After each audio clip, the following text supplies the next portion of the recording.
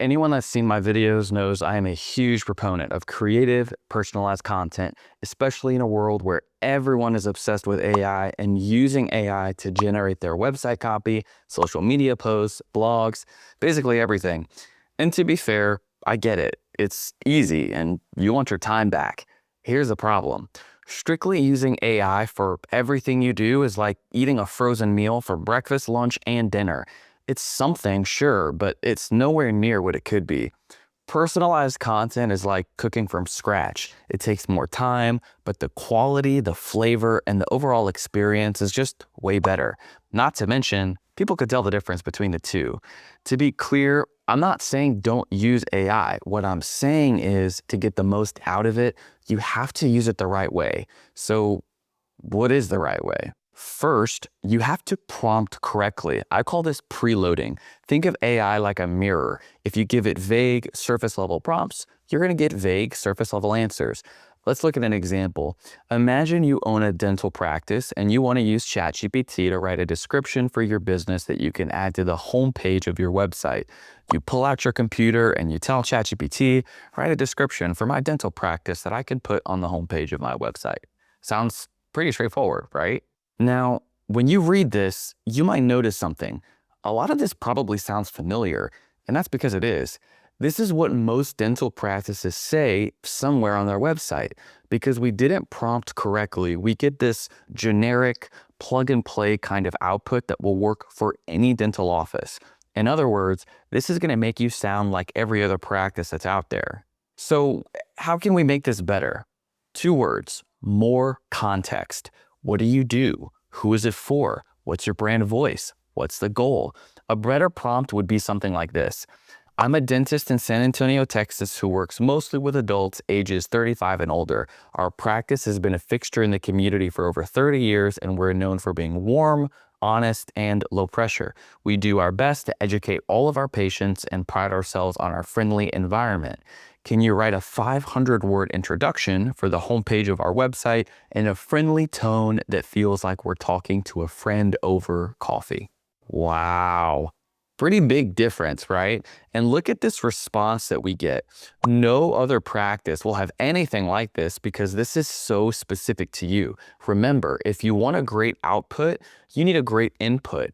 The more you preload ChatGPT and tell it about your practice, your audience, and your goals, the more useful and on brand your response is going to be.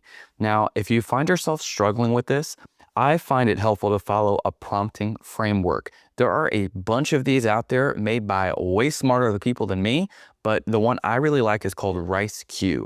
Here's how it works. R, give it a role. Who are you? What's your business or perspective?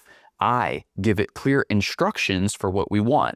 What are you trying to create or accomplish? C, give it relevant context. What details matter? Industry, tone, audience, product, service, etc. E, give it examples of your desired outputs. Give it examples of what you like or what you don't like. Q, allow it to ask clarifying questions. Once you provide answers, it'll have everything it needs to create an awesome output for you. Let's stick with the dentist example from earlier. Using the RIGHT method, we'd get something like this. Role. I'm the owner of a dental practice called Ollie's Dentistry in San Antonio, Texas. Instructions. Write me an 800-word blog post outlining the importance of flossing regularly. Context. We focus on cosmetic dentistry and work mostly with adults in their mid-30s to 50s who want to improve their smile and confidence. We're known for being warm, honest, and low pressure. We do our best to educate all of our patients and pride ourselves on our friendly environment. Our brand voice is friendly and professional, but approachable, like we're talking to a friend over coffee. Example, then maybe you put an example here and then another example here. Question, ask me any clarifying questions that you can think of that will help you generate a more impactful and accurate response. Now, whatever you get here is going to be good, but you're not quite done yet.